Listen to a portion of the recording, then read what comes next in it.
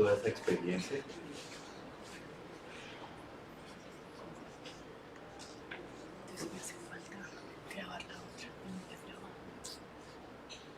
Vamos a ajustarnos al tiempo.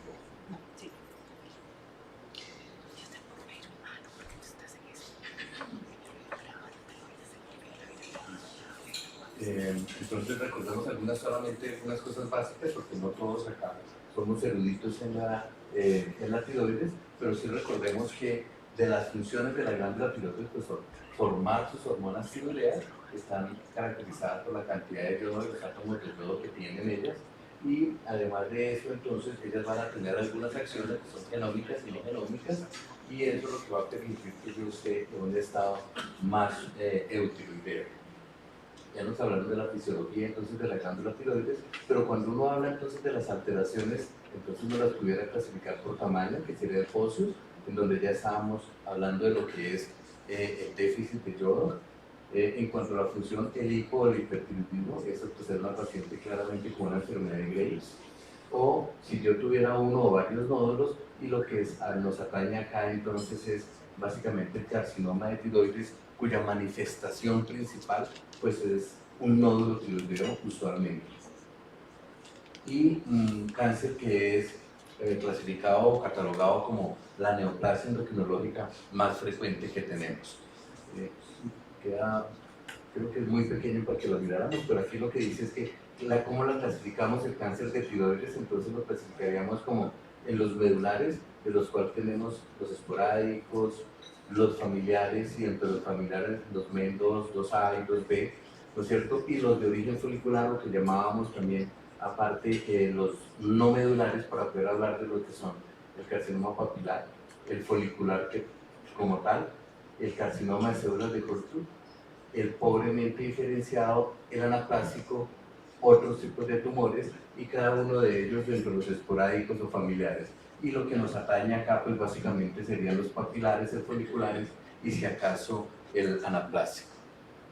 Igual lo que es toda la estadística pues le dice a uno, en ese caso del Instituto de Cancerología, es más frecuente el papilar, donde era más o menos parecido el mismo porcentaje a lo que estábamos hablando en las series internacionales, pero que el más frecuente entonces de todos los cánceres es el papilar, y segundo a ello el folicular.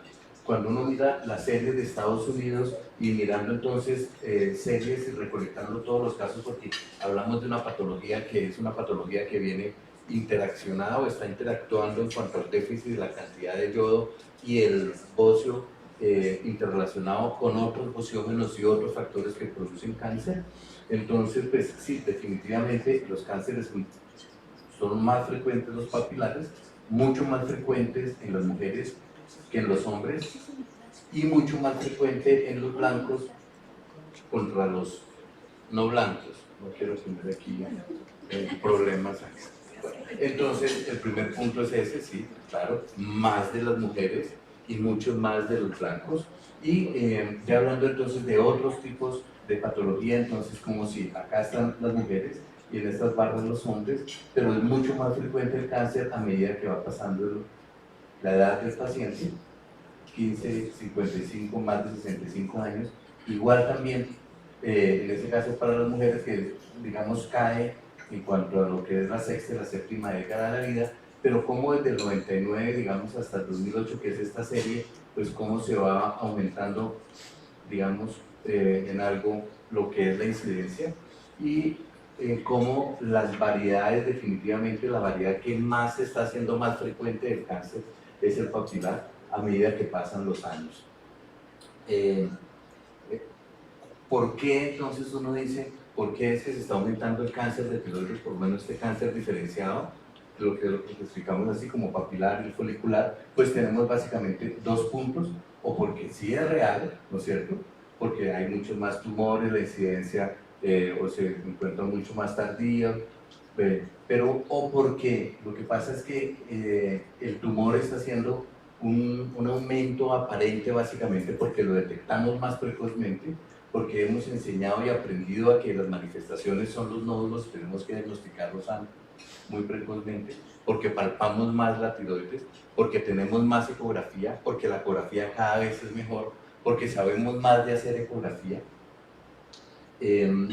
o porque hay muchos más estudios diagnósticos por otro tipo, como pacientes que se les hace un Doppler por una ACV y entonces se le hace un Doppler carotídeo y un diagnóstico incidental de un nódulo tiroideo, o como los pacientes que se les hace un PET porque están en seguimiento por un CA de mama o un linfoma, y en el seguimiento del tumor se diagnostica unas lesiones hiperglicolíticas, por ejemplo, en el PET, porque además hemos aprendido entonces que habían lesiones mucho más pequeñitas, que las llamamos microcarcinomas, y que muy posiblemente antes pasaban desapercibidas. Y además de eso también, porque muchas veces dentro de las series, cuando se mira cuál es la frecuencia de los tumores, están metidos allí estudios de autopsia en los cuales se les hace autopsia de rutina a pacientes y se hacen diagnósticos post-mortem de cáncer papilar de tiroides cuando nunca habían tenido ningún tipo de manifestación. Entonces es muy complejo decir uno cuál es la causa en este momento, por qué está aumentando el cáncer, si sabemos que el cáncer papilar se ha aumentado.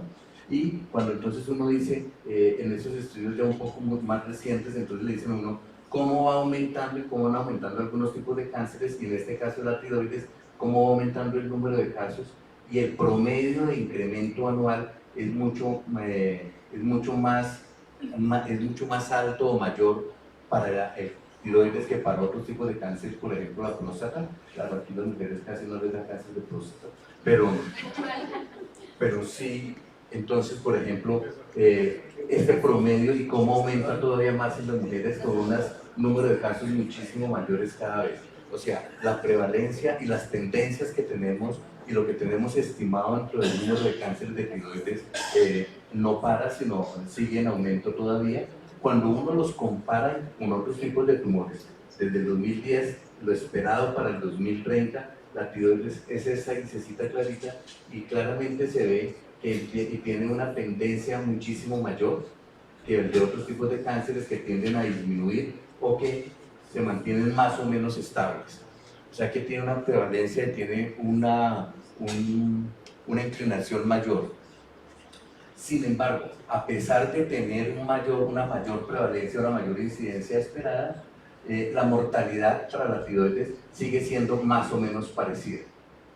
O sea, tenemos un cáncer de tiroides mucho más frecuente, pero que no estábamos disminuyendo mucho la mortalidad. Y entonces uno se empieza a revisar por qué, si es el yodo o no, y cuáles son los elementos que pueden llevar a que uno produzca cáncer de tiroides. Y pues uno lo pudiera clasificar básicamente en dos: endógenos, la TSH, que todos sabemos que es una hormona trófica para la tiroides y que produce el estímulo de la tiroides, la tiroiditis autoinmune,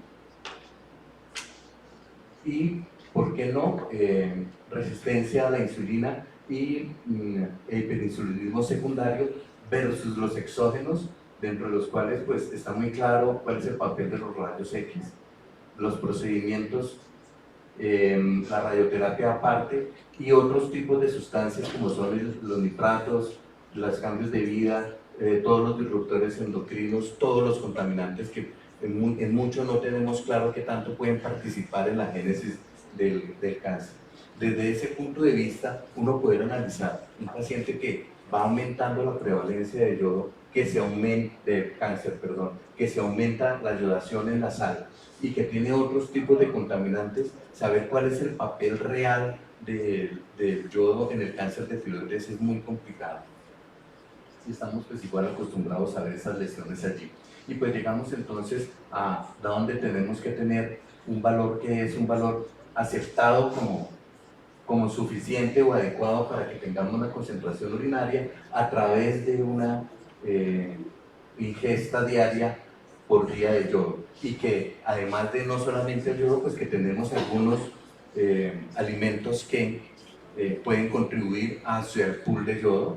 Al pool de yodo, esta gráfica pues es de las recomendaciones de la ATA, y pues entonces uno dice cuál es el que más importa. Pues claramente está todo lo que es la cantidad de yodación en las sales. Pero entonces, si la discusión viene en un momento determinado, saliéndome del tema, a si yo disminuyo la cantidad de yodo en la sal, o más bien lo que uno dice es, tiene que reforzar mucho más la disminución del consumo de sal y que sea una sal muy bien yodada.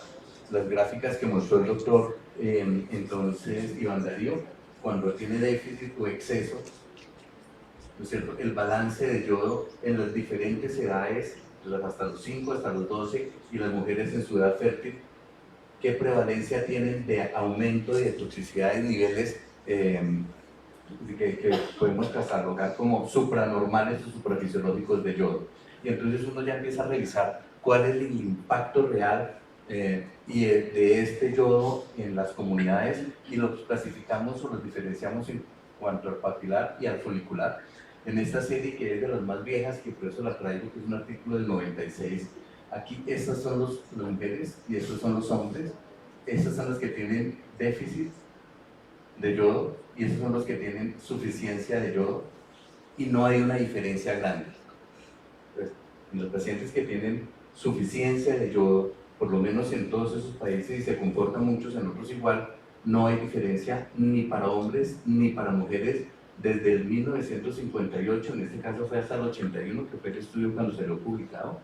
No había un aumento de cáncer de tiroides papilar. En cambio, el folicular, ese sería hombres, estas mujeres, y miren cómo empieza a dividirse en los pacientes que tienen déficit de yodo. Hay un aumento en la prevalencia del cáncer folicular, y no solo en mujeres, sino en hombres. A medida que hay menos cantidad de yodo, hay mayor prevalencia de cáncer folicular de tiroides. Entonces ya los dos cánceres como que se separan. Uno quisiera decir que es chévere que uno pudiera hablar del cáncer papilar de tiroides y el aumento, pero no vamos a llegar allá, yo creo. Y en estas gráficas, que son las gráficas más nuevas, entonces lo que muestran en Estados Unidos, cómo es el aumento de la prevalencia del cáncer papilar en Estados Unidos, en Suiza. China se comparte de una forma diferente porque tiene unas regiones donde tienen mucho yodo, tienen muy poco yodo y una variabilidad muy grande, pero miren cómo es la cantidad de las yodurias, y entonces no hay una correlación muy grande en cuanto a la yoduria, extrapolándola como el estado de suficiencia de yodo a la cantidad de cáncer de tiroides. Y miremos entonces cuáles son los mecanismos normales, y vamos a mezclarlos todos en 2 diapositivas y terminamos, porque no nos dejan mucho tiempo. Pero lo que sí es claro, está muy claro, es que la TSH incrementa la división celular. Entonces la TSH produce hiperplasia, produce hipertrofia, ¿no es cierto? Y esto puede llevar a que en un momento determinado, si yo tengo déficit de yodo y tengo hipotiroidismo, una carambola de 2 bandas, entonces voy a llevar a que tenga más posibilidades de bocio y más posibilidades de cáncer en un momento determinado, y eso por lo menos es teórico, pero la parte del bocio sí. Lo que es claro es que en casos en donde hay déficit de yodo, hay alteraciones y hay aumento del ROS, y como es un factor de riesgo que produce una alteración del DNA y una alteración de la reparación del DNA, inestabilidad del DNA y mucho más facilidad para que se haga cáncer.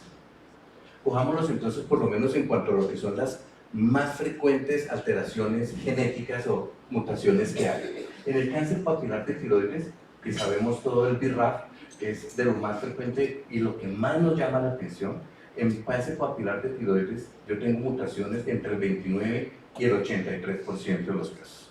Dependiendo de lo que yo quiera ver, puede comportarse un poquito más agresivo, pueden ser algunos más metástasis, en cuanto a los pacientes cuando tienen cáncer y mutación del BRAF. Sin embargo, no se ha podido demostrar en las metaanálisis que la mutación de BRAF esté mucho más prevalente en déficit de yodo. El déficit de yodo no aumenta el riesgo de tener mutaciones en BRAF ni esa comportación en el comportamiento sobre el cáncer. Por el contrario, la mutación en exceso de yodo pudiera ser protectora, dado que puede como que atenuar esa alteración que hay en la disregulación de microRNAs que hay en los pacientes con cáncer de tiroides. Entonces, en un paciente que tuviera ello, posiblemente antes sería benéfico. Uno quisiera que pudiera hablar de una cosa diferente, pero tal vez no.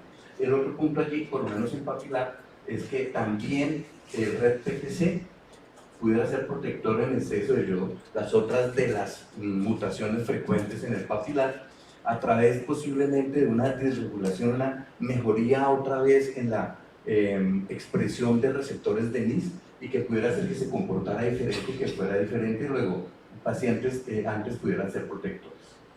Podemos por otro lado los foliculares, y en los foliculares entonces hablamos sobre todo de RAS. Las mutaciones en RAS están entre el 40 y el 53% de cáncer folicular, y por lo menos entre el 6 y el 51% de los anaplásicos. Meterse uno con anaplásico es un poco más complicado, pero no se ha podido demostrar que el tener exceso de yodo le aumenta el riesgo. Por el contrario, tener déficit de yodo sí produce, por ejemplo, adenomas, 85% contra 17% en los que tienen déficit de yodo.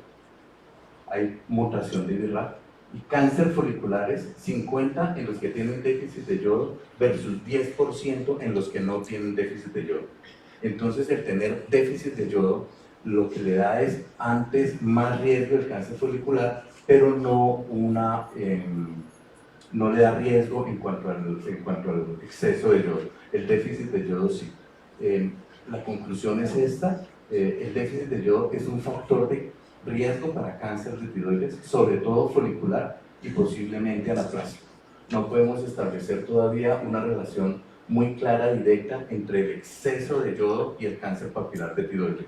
Las explicaciones también uno las puede pensar. El paciente que tiene más yodo, tiene más Hashimoto, sabemos muy bien de la correlación del Hashimoto con el cáncer papilar de tiroides, y sabemos que el tratamiento para el cáncer de tiroides papilar muchas veces es disminución de la TSH, y que tener menos TSH hace que el cáncer se manifieste menos en el Hashimoto y que su comportamiento sea diferente. Por eso las metas en el tratamiento del Hashimoto son diferentes, pero no podemos decir por el momento que tener muchísimo yodo directamente le vaya a dar mayor cáncer papilar de tiroides. Muchas gracias.